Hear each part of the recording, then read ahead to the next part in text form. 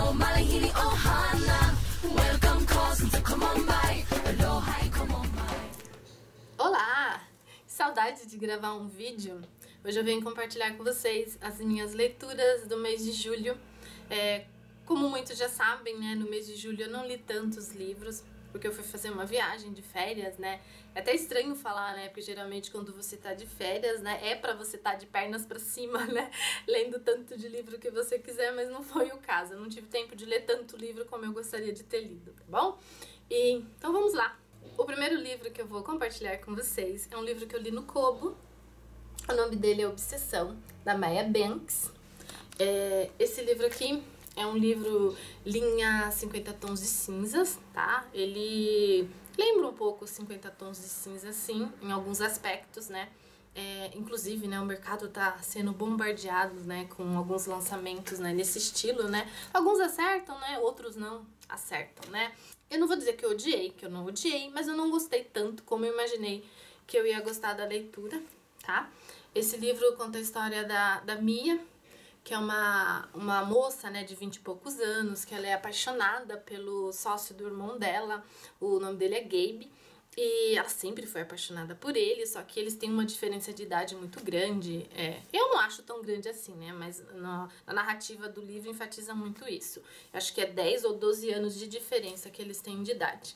E ela acha que ela nunca, né, terá uma chance com o Gabe, até que um dia ela é surpreendida, né, ele acaba revelando pra ela que ele tem algum sentimento por ela, não é amor, né, não é de imediato, assim, um amor. E eles acabam se envolvendo, ela começa a trabalhar com ele é um grande empresário, né, e a história gira em torno disso, né, o amor que é construído entre eles. E o que eu não gostei desse livro realmente foi a parte apelativa do livro, que eu achei um pouco mais impactante, um pouco mais forte.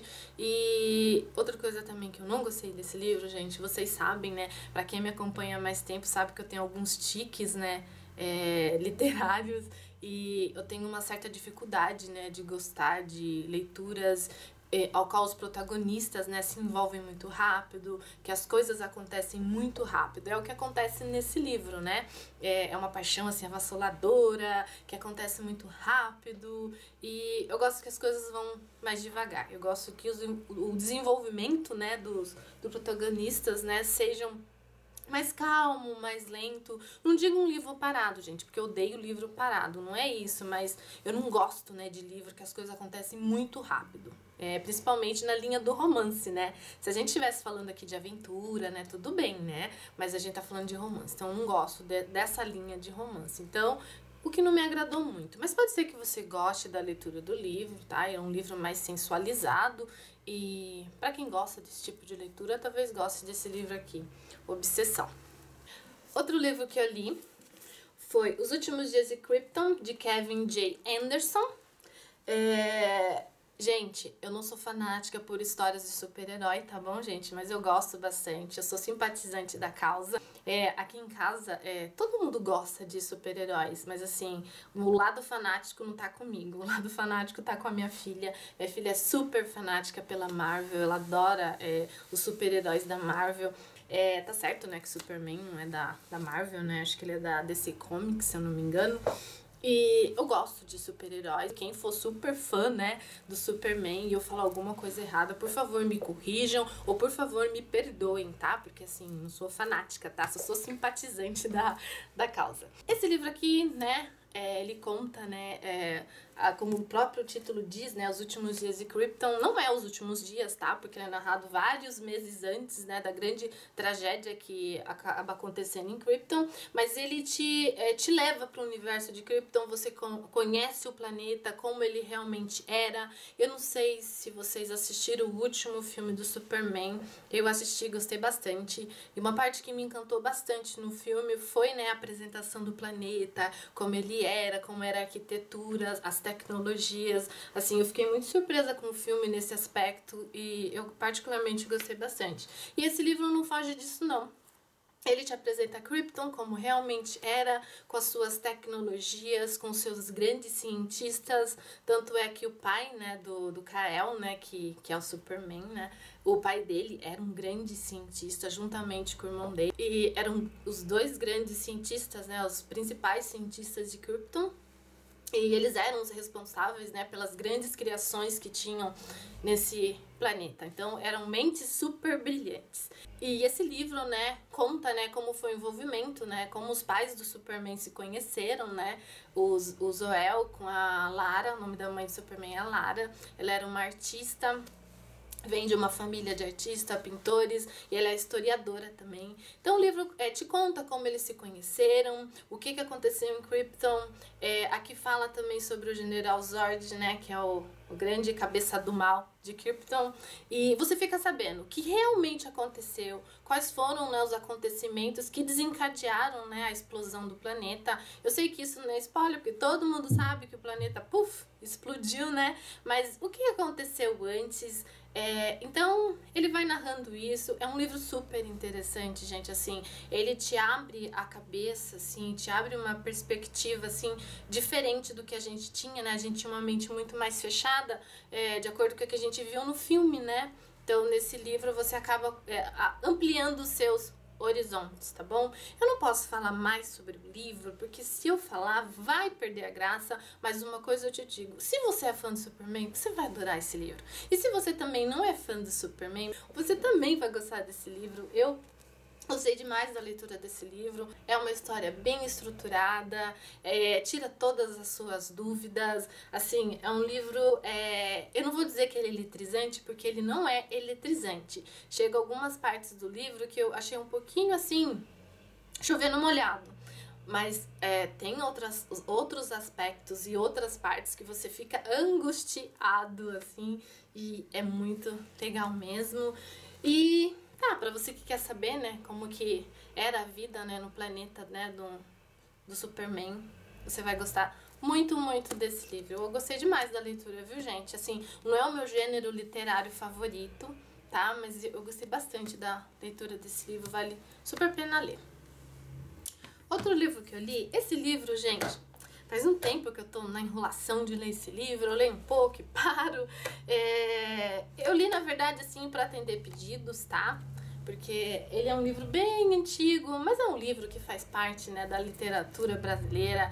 Então, assim, quando me deram a sugestão de ler esse livro, eu achei super interessante essa sugestão, porque, assim, a gente tem que prestigiar realmente os autores brasileiros.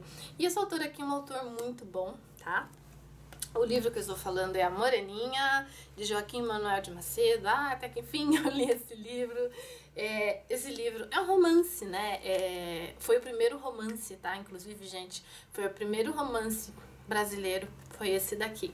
Então ele é bem antigo, né? A escrita dele é uma escrita da época, né? Você vê que o vocabulário é um vocabulário da época.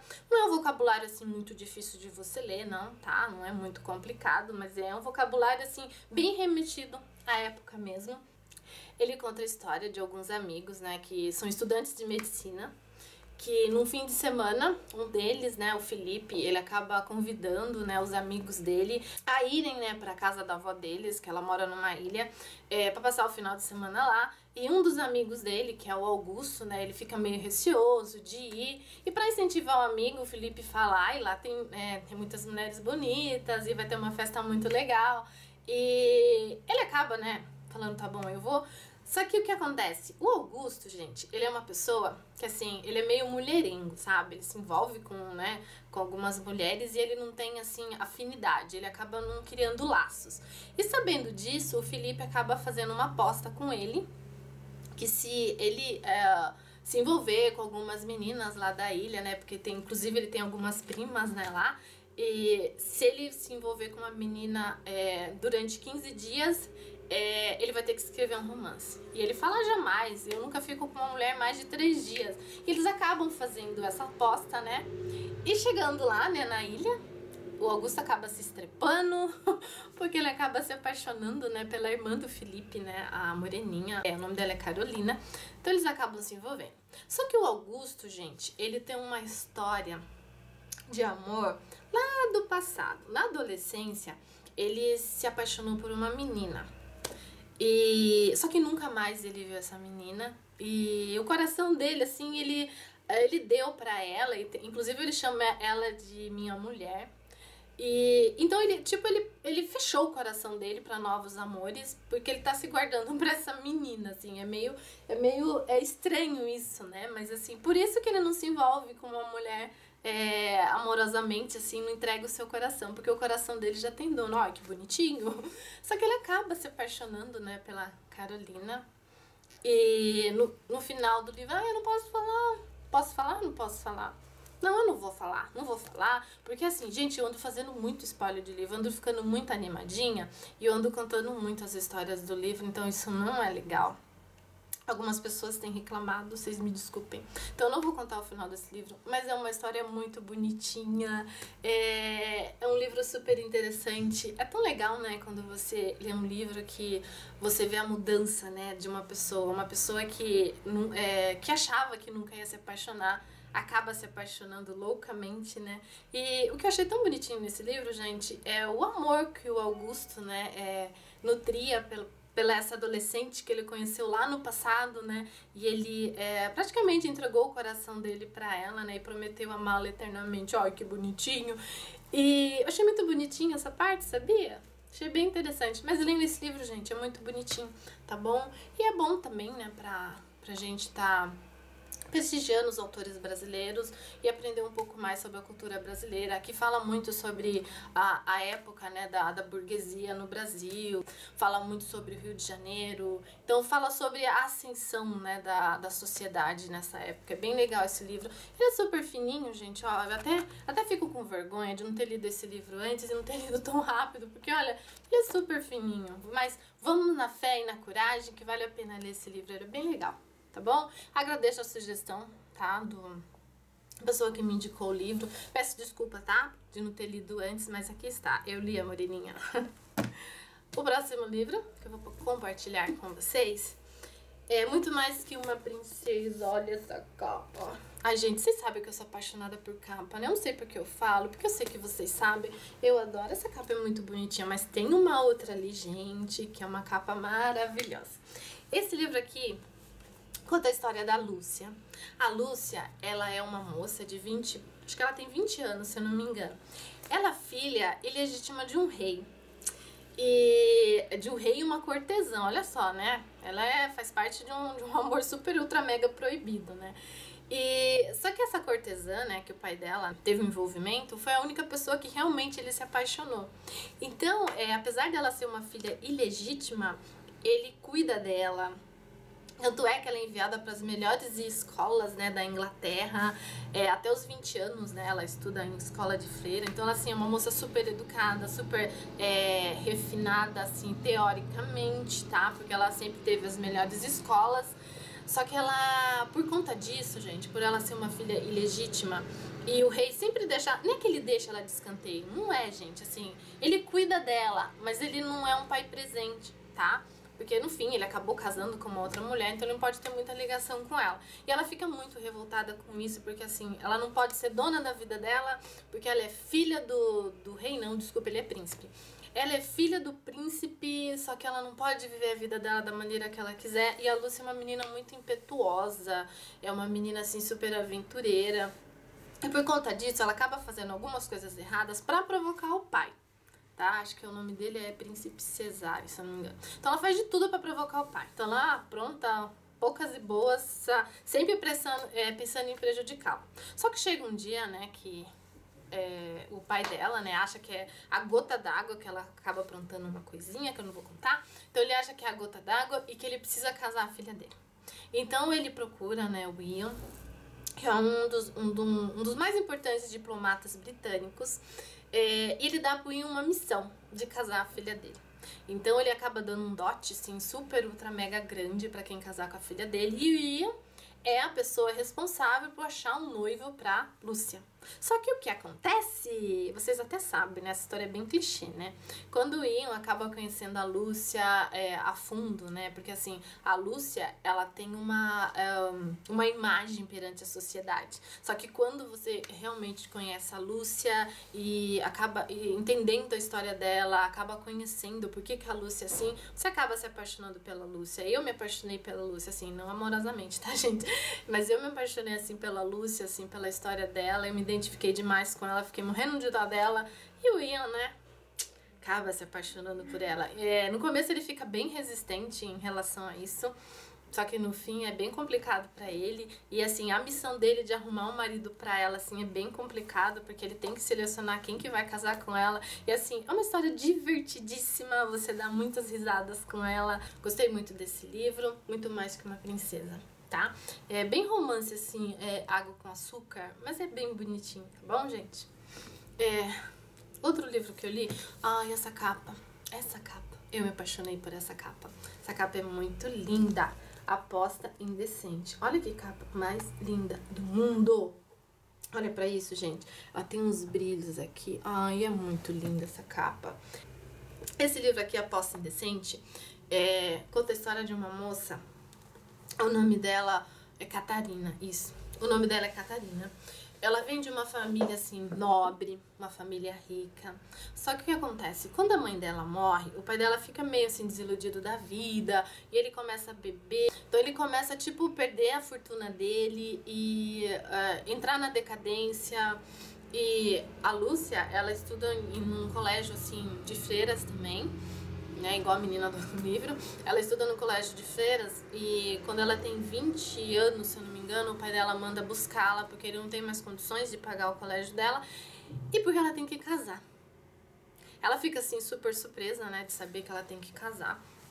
E ela acaba descobrindo que o pai dela, né, por conta dessa decadência dele, ele acaba apostando a única coisa de valor que ele tem na vida dele, que é a mão da filha dele. Então ele acaba apostando, né, a mão da Catarina e ela tem que se casar. E ela acaba se casando, né, contra gosto, com o tabelião da cidade. E ele é bem mais velho que ela, bem mais velho que ela. E ela acaba sofrendo muito nesse casamento. Não digo tanto pela diferença de idade, não é por isso, é porque ele é uma pessoa muito má, é uma pessoa muito miserável, então ela vive praticamente na miséria e ela sofre demais.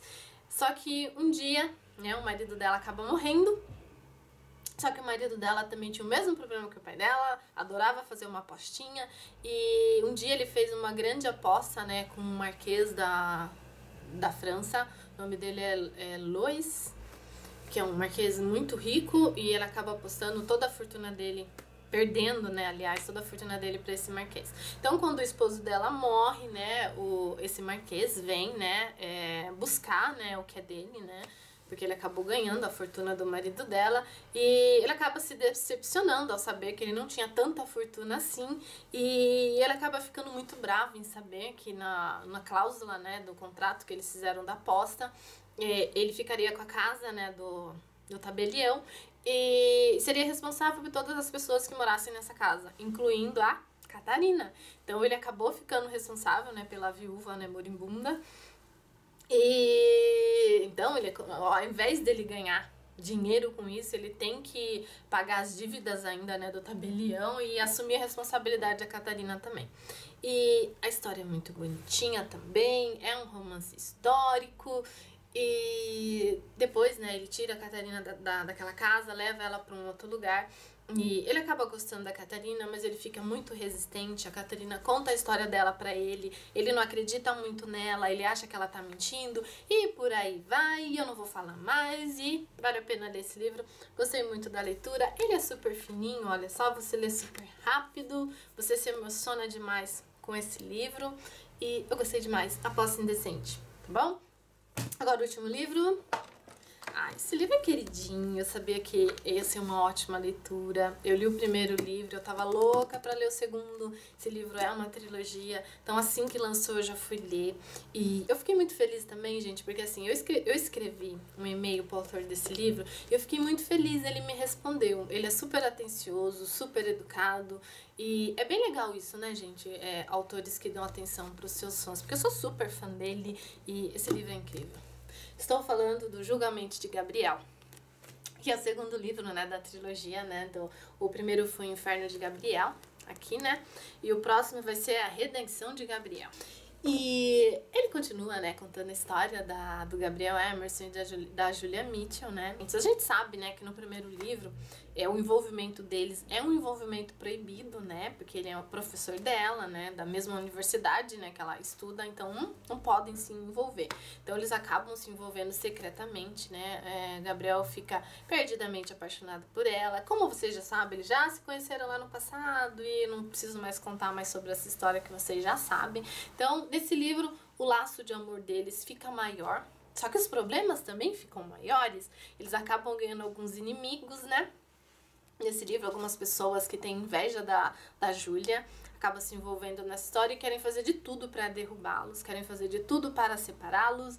E chega uma parte desse livro que eu fico muito angustiada, que eu fico muito preocupada, que eu não sei o que vai acontecer.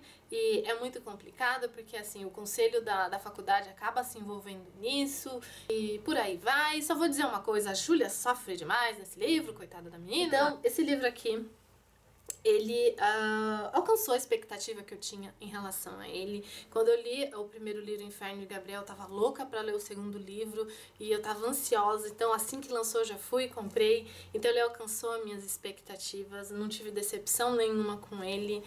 Geralmente, quando é uma trilogia, né, as histórias tendem a dar uma esfriada, tendem a dar uma enrolada, mas não enrolou, ao contrário. E eu tô louca pra ler o próximo. Vamos esperar, né? Pra ver quando será o lançamento. Eu sinceramente não sei, tá, gente? Quando será o lançamento, mas depois eu coloco no blog pra vocês, tá bom? Então, se você gostou do Inferno de Gabriel, você vai gostar desse livro. E se você não leu o Inferno de Gabriel, por favor, leia. É um livro muito legal.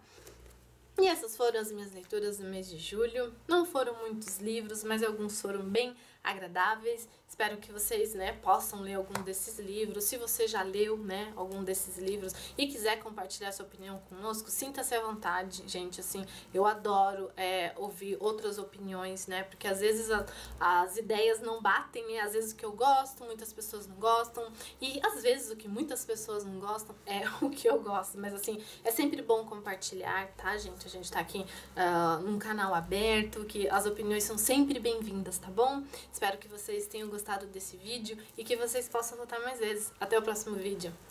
Tchau!